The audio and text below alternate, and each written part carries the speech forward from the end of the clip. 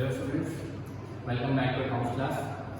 आज हम लोग डिग्री की बुक का क्वेश्चन नंबर 12 ए स्टार्ट करेंगे और इस क्वेश्चन को बहुत ध्यान से समझिएगा क्योंकि इस क्वेश्चन में आप कुछ नई चीज़ें समझने वाले हैं। जहाँ पर चेक्स का यूज हो रहा है, चेक मिल भी रहा है और चेक के थ्रू पेमेंट भी हो रही है और यहाँ पर कुछ एक नई एंट्री आई है जो आप पहली बार देखेंगे। तो आइए स्टार्ट करते हैं क्वेश्चन नंबर 12 ए समझना। सबसे पहले आप देखेंगे तो आपकी बुक में दिखाई दे रहा होगा आपका कि कैश एसेट्स कुछ नजर आएंगे आपको, कुछ लायबिलिटीज। पहले एसेट्स की बात करें तो पहले नंबर पे कैश दे रखा है 8000 रुपीज का, उसके बाद कैश एडवांस दे रखा है 7000 रुपीज का, स्टॉक आपका दे रखा है 30000 रुपीज का, डेब्टर्स आपके दे रखे हैं 3,60,000 रुपए, सॉरी 36,000 के। और डेब्टर्स में एक्चुअली में 3 नाम गिवन है। डेब्टर्स में कौन कौन से नाम गिवन है? मोहन 10,000, सोहन 12,000 और आपका दिनेश 14,000 रुपीज। फर्नीचर की वैल्यू है आपकी 5,000 रुपीज और बिल्डिंग की वैल्यू है आपकी 25,000 रुपीज। क्रेडिटर्स की वैल्यू मैंने लिख रखी है, एक्स की वैल्यू है 5,000, वाई की है वैल्यू 6,000। सबसे बड़ी बात ध्यान रखना है आपको, इसको हम ओपनिंग एंट्री बोलते हैं। इसमें हम सारी एसेट जो गिवन होती है क्वेश्चन में उसको हम डेबिट करते हैं और जो लायबिलिटीज होती है उसको हम क्रेडिट करते हैं। फिर हम क्या करते हैं, इन सारे डेबिट को ऐड कर लेते हैं। यदि आप इन सारे एसेट्स को मतलब ये सारी एसेट्स की वैल्यू यहाँ से लेकर के यहाँ तक ऐड करेंगे तो आपका आ जाएगा 1,10,000 रुपीज। और इसमें क्रेडिट साइड जो देखें तो आ जाएगा 11,000 रुपए। मतलब आपका जो डिफरेंस आएगा वो कितना आएगा? 1 लाख, वो भी किस साइड? Credit side. तो इस क्रेडिट साइड को क्या बोलेंगे? यहाँ पे 1 लाख रुपए को कैपिटल। हो ये भी सकता है कि आपका क्रेडिट साइड मान लीजिए 1,10,000 आता और आपका डेबिट साइड 11,000 रुपए आता। तो जो डेबिट का डिफरेंस होता है उसको हम यहाँ लिखते हैं गुडविल अकाउंट डेबिट। ध्यान सुनिए, डेबिट पे डिफरेंस आएगा तो गुडविल अकाउंट डेबिट होगी और यदि क्रेडिट पे डिफरेंस आएगा तो उसको हम क्या बोलेंगे? कैपिटल। आई थिंक आपको यहाँ पे क्लियर हो गया होगा। तो नेक्स्ट केस पे आते हैं। नेक्स्ट केस है आपका सबसे इंपॉर्टेंट और सबसे हार्ड है यहाँ पे। आपका नेक्स्ट केस है bought goods of the list price of ₹6,000 from Khanna brothers. आपने 6,000 का माल खन्ना ब्रदर्स से खरीदा, less 15% trade discount, 15% trade discount पे। और उसके बाद बताया गया है 2% का कैश डिस्काउंट है and paid 40% price at the same time. मतलब ये कि आपने 40% तुरंत पे कर दिए। इसका मतलब ये पता चल रहा है कि यदि हमने उससे माल 6,000 रुपए का 15% ट्रेड डिस्काउंट पे खरीदा होगा तो मतलब हमने गुड्स कितने रुपए का खरीदा होगा? 5100 का। क्योंकि 6,000 का 15% निकाले तो 900 रुपए आएगा। देखिए आप क्या निकाला, देखिए 6,000 का जब आप 15% निकालते हैं तो 900 आता है और 6,000 में से आपने 900 रुपए लेस कर दिए तो आपका कितना होगा? 5100 रुपीज। इसका मतलब आपने इतने रुपए का गुड्स उससे खरीदा। अब इसमें भी एक और आगे बात है कि उन्होंने बोला 40% तुरंत दे दिया। 40% यदि हमने तुरंत पे किया है तो इसका मतलब हुआ कि ये हमने कैश परचेज किया होगा। ये आपका कैश परचेज हो गया और इसका मतलब जो बाकी जो 60% बचा वो आपका कैसा होगा? क्रेडिट परचेज कराएगा। मतलब उधार पे आपने खरीदा होगा। और इस बात का ध्यान रखिएगा, जितने रुपए हम कैश में पे करते हैं कैश डिस्काउंट है उसी पे मिलता है। तो मतलब हम पहले 6100 का आपका निकालेंगे 40%। 5100 के लिए 40% निकालें तो आपका आ जाएगा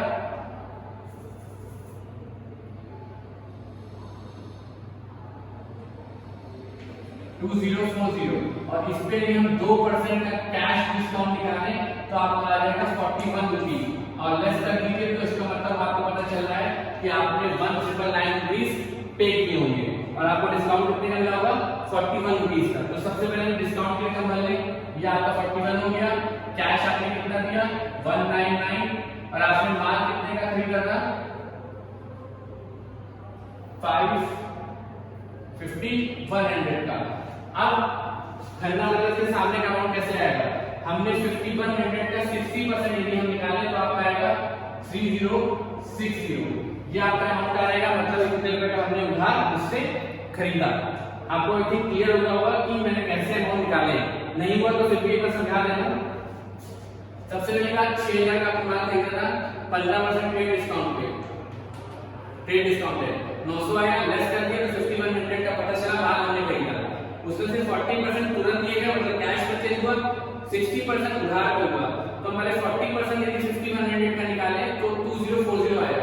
इस पे हमने 2% का डिस्काउंट निकाला, कैश डिस्काउंट 41 रुपीस आया। इसको लेस कर दिया तो कैश अमाउंट पेड आ गया। तो क्या हमने कैश के सामने लिखा 41 रुपीस डिस्काउंट रिसीव के सामने, और खन्ना ब्रदर्स के सामने जो हमने उधार खरीदा वो हमने लिखा 3060। इन तीनों का टोटल परचेज 5100 आएगा, जो कि हमने उस दिनों में से टोटल माल खरीदा है। आई थिंक आपको यहाँ क्लियर हो गया होगा। तो नेक्स्ट केस पे आते हैं।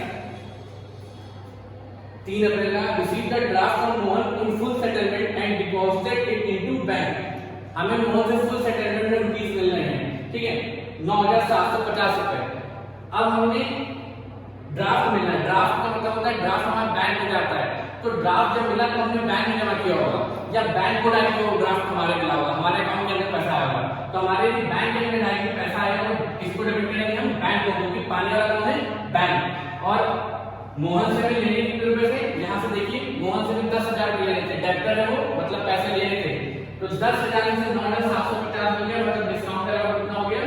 250 रुपए का। आपको यहाँ पे क्लियर हो गया होगा। नेक्स्ट है purchase goods from Suresh of the list price of ₹8,000 at 20% trade discount and paid him by check।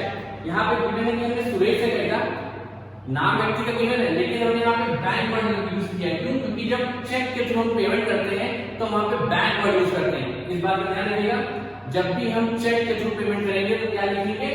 Bank account लिखेंगे, क्योंकि हमें बैंक से हमारे पैसा कटेगा। तो 8,000 का हमने ले लिया, 20% निकाला, 1600 आया, लेस कर दिया तो 6400 रुपीस का परचेज के सामने वैल्यू आ गई। नेक्स्ट क्या था? 8 अप्रैल को sold goods and receive the cheque. आपने माल बेचा और चेक मिला। जब चेक मिलता है तो हम उसको चेक इन हैंड बोलते हैं। जब हमारी चेक मिला हमने अपनी जेब में रख दिया।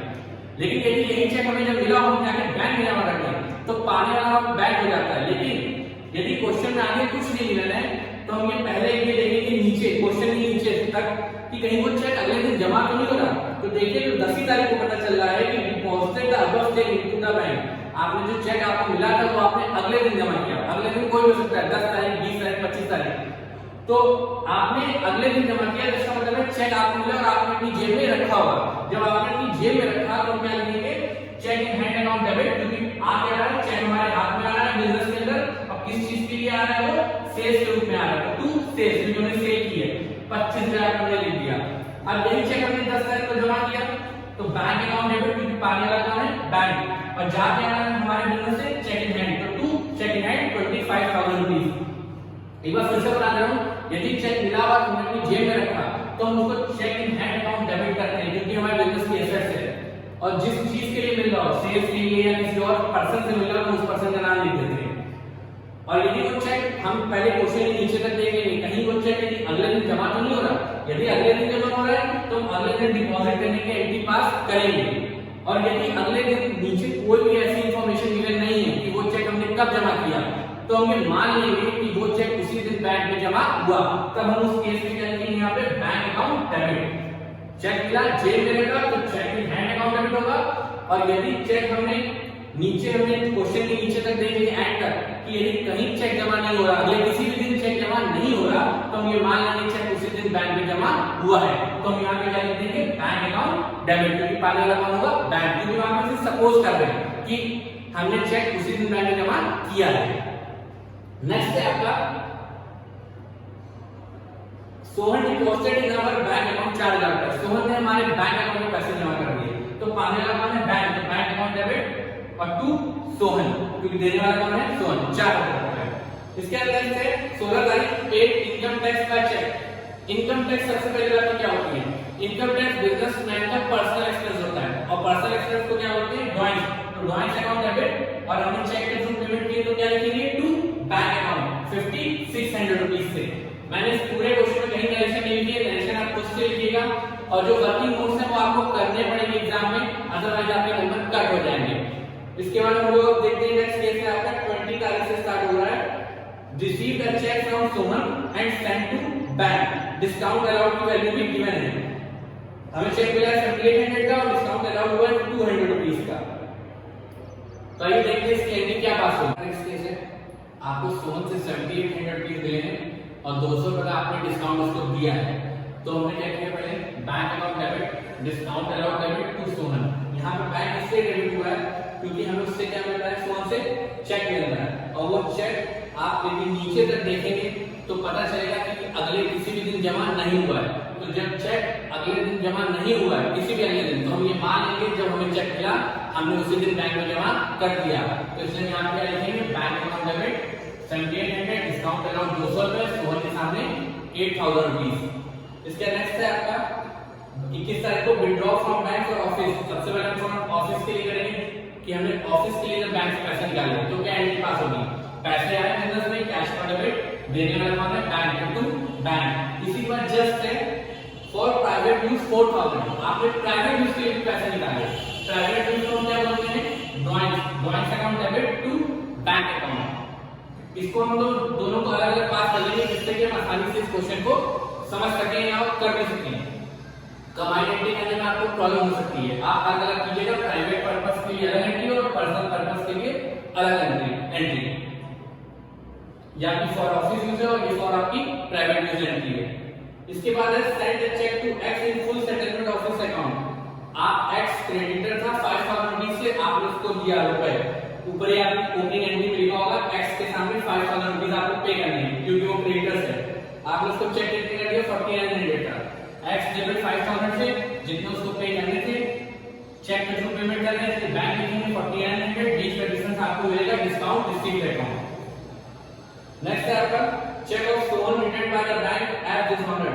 जो सोहन से चेक मिला था वो डिसऑनर्ड हो गया, इसकी आपको एंट्री समझने की ज्यादा नीड नहीं है, सिर्फ ये ध्यान रखना कि आपने जब सोहन से चेक मिला था तो क्या एंट्री पास की थी, आपने ये एंट्री पास की थी, अब इसकी जस्ट अपोजिट एंट्री पास कर दीजिए। सोहन यहाँ क्रेडिट है, यहाँ डेबिट हो जाएगा, यहाँ ये दोनों डेबिट है, ये दोनों यहाँ पे क्या आपके हो, यहाँ पे क्या हो जाएगी, क्रेडिट हो जाएगा एंट्री में। जस्ट अपोजिट एंट्री आपको पास कर देनी है डिसऑनर करने के बाद। नेक्स्ट है आपका 28 Dinesh was declared insolvent. Insolvent का मतलब मैं पहले बता चुका हूं, जो पर्सन अपनी लायबिलिटीज की पेमेंट ना कर पाए। अब हमें दिनेश से रुपए कितने लेने थे, यदि आप ओपनिंग एंट्री में देखेंगे तो दिखेगा 14000 रुपीज लेने थे दिनेश से, उससे हमें कितना मिला है, 60 पैसा। 60 पैसा का मतलब होता है 60% मिल रहा था। 60% निकालने तो 8400 आया और बीच का डिफरेंस 5600 जो नहीं मिला, जो उस पर्सन से नहीं मिला, यहाँ हम डिस्काउंट नहीं लिखेंगे, यहाँ हम क्या लिखेंगे, बैंक टैक्स, क्योंकि ये पैसा डूब गया, कभी भी नहीं मिलेगा। ये हमने उसको डिस्काउंट नहीं दिया था अपनी मर्जी से, ये वो पैसा पे नहीं कर पाया, इसको हम बोलते हैं अकाउंट्स की लैंग्वेज में बैंक टैक्स अकाउंट डेबिट, क्योंकि हमारे बिजनेस का नुकसान है। इसके बाद नेक्स्ट है बैंक अलाउड इंटरेस्ट। बैंक ने हमें ब्याज दिया, बैंक ने हमको ब्याज दिया, इसका मतलब ये है कि हमारे अकाउंट में पैसा क्रेडिट हो गया होगा इंटरेस्ट के रूप में। बैंक में यदि अकाउंट क्रेडिट हो रहा है, मतलब हमारे बैंक अकाउंट में जो हमारा सेविंग अकाउंट होगा उसमें इंटरेस्ट के रूप में हमारा अकाउंट बढ़ गया होगा, तो नॉर्मल सी बात है पैसा कहाँ आ रहा है, बैंक के अंदर, तो bank account debit to interest, क्योंकि इंटरेस्ट रिसीव हो रहा है तो हमारे लिए इनकम है बिजनेस की। और बैंक यहाँ पे डेबिट किया क्योंकि हमारा बैंक अकाउंट बैंक के अंदर ही होता है, इसलिए बैंक अकाउंट डेबिट हो जाएगा। लास्ट है 30 तारीख को paid for rent by cheque, paid for travelling expenses by cheque. ये दोनों एक्सपेंसेस थे और दोनों चेक की जो पेमेंट हो रही थी, इसलिए मैंने कंबाइंड एंट्री पास कर दी सेम तारीख को, rent account debit, travelling expenses account debit to bank account. ध्यान रखिएगा जब चेक के थ्रू पेमेंट करते हैं तो टू बैंक लिखते हैं, और जब चेक मिलता है तब भी हम बैंक लिखते हैं, बस उस कंडीशन में जब हमें चेक मिला और हमने उसी दिन बैंक में जमा कर दिया, किसी अगले दिन जमा नहीं कर देंगे। तब जब हम अगले दिन जमा करते हैं तो सिर्फ चेक इन हैंड लिखते हैं बैंक की वर्ड की जगह पर। अब एक बार फिर से मैं क्वेश्चन इसी क्वेश्चन का 2 अप्रैल 2 अप्रैल वाला फिर से समझा देता हूं, जिसमें हमने 6000 का माल खरीदा था खन्ना मोटर्स से 15% ट्रेड डिस्काउंट पे। 15% ट्रेड डिस्काउंट का मतलब हुआ 900 रुपए आया होगा, मतलब अब हमने कितने रुपए का माल खरीदा, 5100 का। उस क्वेश्चन में गिवन है कि 40% हमने कैश तुरंत पे कर दिए, इसका मतलब 60% अभी भी उधार रहा होगा। तो 40% जब जितना हम पे करते हैं उसी पे कैश डिस्काउंट मिलता है, तो हमने 40% निकाला 5100 का, 5100 का 2040 आया। इस पे डिस्काउंट निकाला कितने परसेंट, 2% डिस्काउंट है, वो है 41, लेस कर दिया 1999, मतलब 1999 रुपीस आगे जो हम पे करेंगे, और डिस्काउंट हमको कितने का मिलेगा, 41 रुपीस का।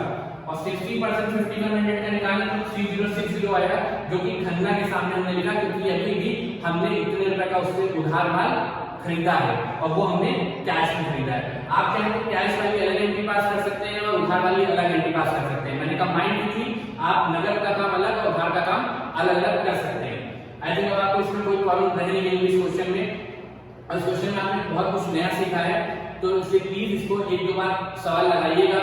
और क्वेश्चन नंबर 12 भी सेम इसी तरीके का है, आप इसको होमवर्क कीजिएगा। और यदि किसी भी टाइप का डाउट हो आपको या कोई प्रॉब्लम आ रही हो तो आप मुझे कॉल करके या मैसेज करके पूछ सकते हैं। और please subscribe my channel and share this video. और आप लोग प्लीज ध्यान से पढ़िए, बुक ओपन सामने रखिए, तभी आप समझ पाएंगे मैं आपको यहाँ पे क्या समझाने की कोशिश कर रहा हूँ, और आप तभी अच्छे से अकाउंट्स को समझ पाएंगे। Thank you.